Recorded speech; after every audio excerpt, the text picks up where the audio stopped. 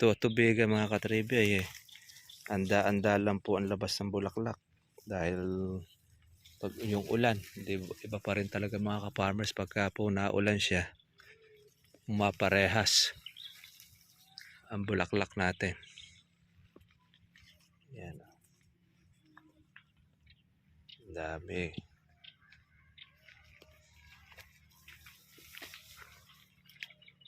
Nagsisiga sa kabila. Ayan, dahil yung usok. Daming bulaklak. Ay mamumuti ito. Mamumuti. Puputi naman oh.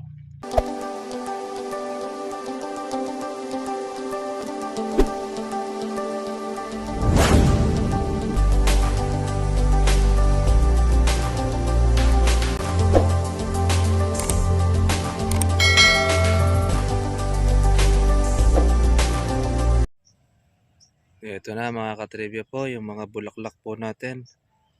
Ay nako, napakarami nito. Grabe.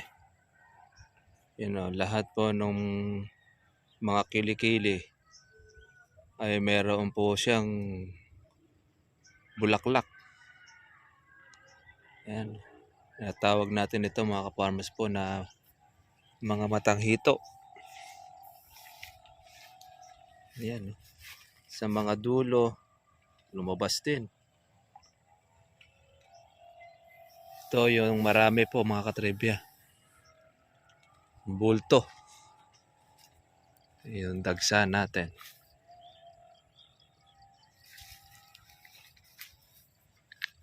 Lahat po ng mga usbong meron. No?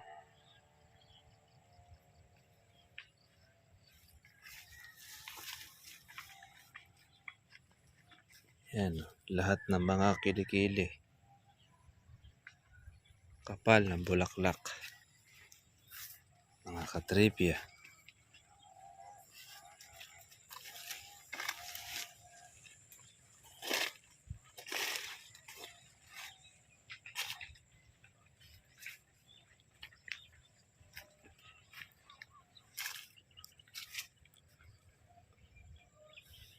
Ito yung mga maliliit po natin.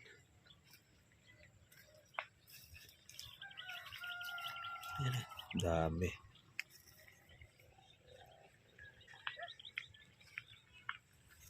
Pagka ganyan po ang bulaklak ay 2 beses po tayo nag-i-spray sa loob ng 1 linggo.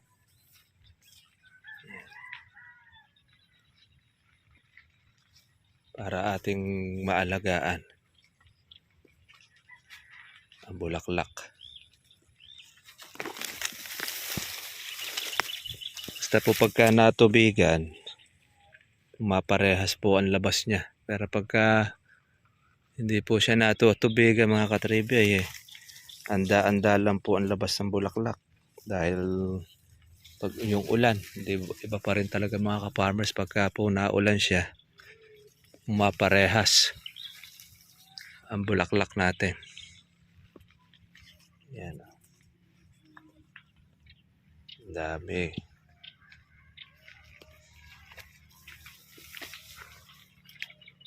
Nagsisiga sa kabila.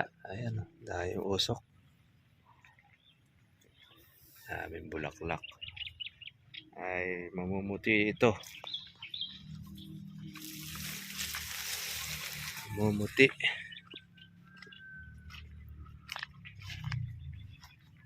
Ayan. Puputi naman oh. Malalaman po ninyo pagka po mayroong sira ang bulaklak, marami na po siyang hanip.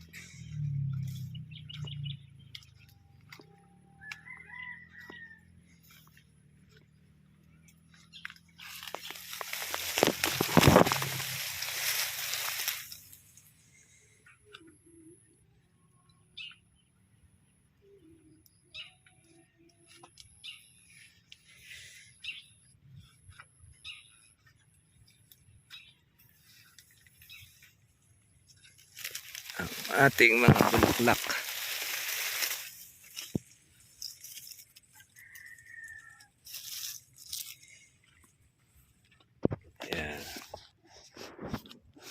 Bumaba na naman po mga ka-farmers po yung kalamansi po natin. Hindi na po siya yung 3,000. Depende po mga ka-farmers po doon sa iba, yung kuhanan. So, ganun pa man, ay kukunin na lang po natin doon po sa laki ng bunga. Yan, meron tayo nakitang kawan. Suso.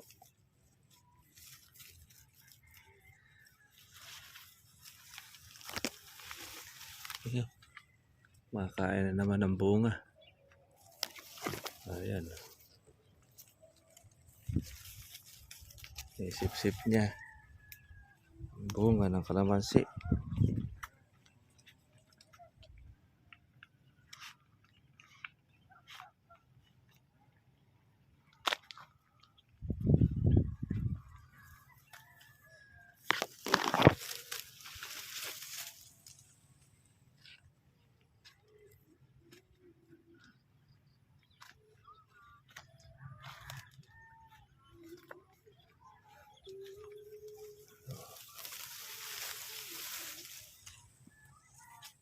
Malaki na po yung ating mga gasaresa.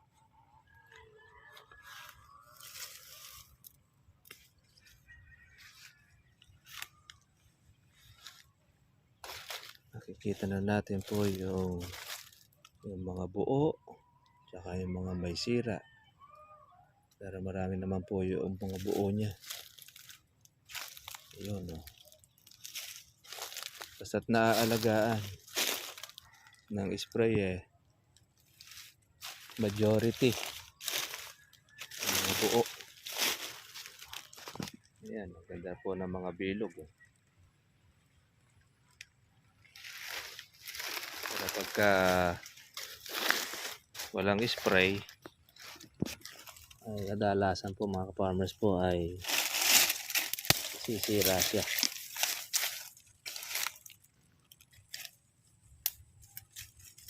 Hanggang halos walang matitira sa bunga.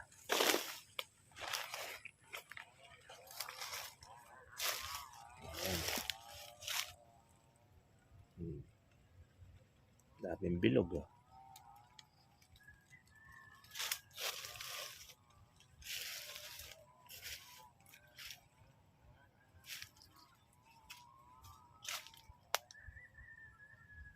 Ganda ng bulaklak.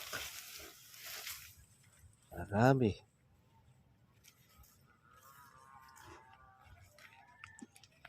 Shoutout po sa lahat po ng ating mga ka-farmers na nag-aalaga po ng kalamansi. Ito't ayan, tayo ay nag-aabang ng magandang presyo. Yan. Pero yung price po niya na 2.5, 2.4 ay sa 80 pa ang kilo mga katribya. Maganda na po ang presyo po na yan.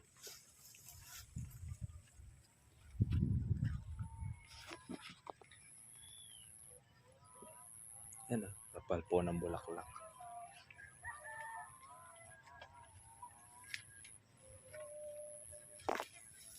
Ayan, daming bulaklak niya. Sa lahat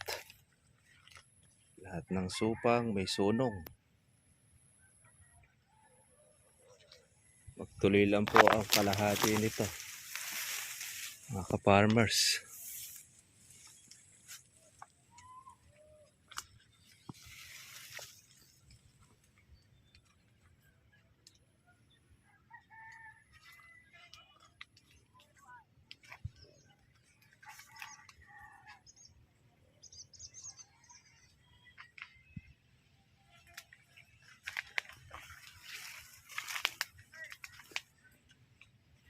Ayan. Lahat meron bulaklak.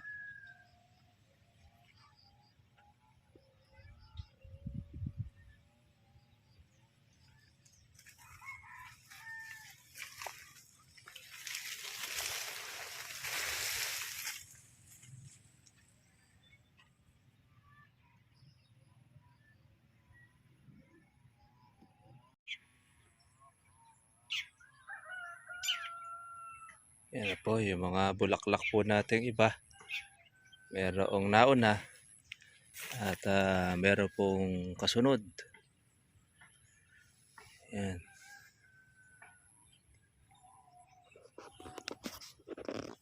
Ang goal po natin mga katribya, mapuno po natin ng bunga itong ating kalamansi. Sa pamamagitan po ng ating chargeable sprayer, testingin po natin kung kaya po nating punuin ng bunga itong ating kalamansi farm. Ang katunayan nga niyan, ayan, marami po mga nagtuloy na mga bunga ng ating kalamansi. Tsaka marami pang mga bulaklak na sumusulpot. Ayan. Halos mga buo naman mga ka-farmers. Basta't pagka po mayroong bulaklak, meron tayong tsansa na ito ay mapatuloy. Kaya pagka wala pong bulaklak, wala po tayo magiging pag-asa na dumami ang bunga natin. Kaya yan ang ating goal ngayon, na mapuno natin ang bunga itong ating kalamansi. Kagaya niyan na marami po siyang mga labas na mga bulaklak.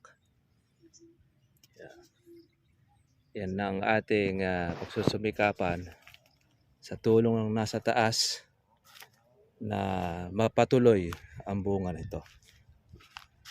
Kasi kung di naman tayo pagkakalooban po ng nasa taas po ng lakas, di naman po natin ito kayang trabahuhin. Kaya siya rin po ang nagbibigay nito.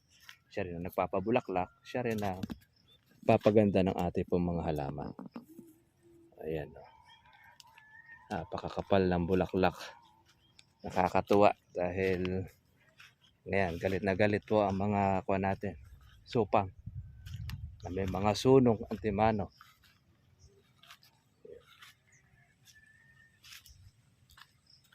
Yung mangga natin, mga nasira. Ng pagkaulan, yung Indian mango.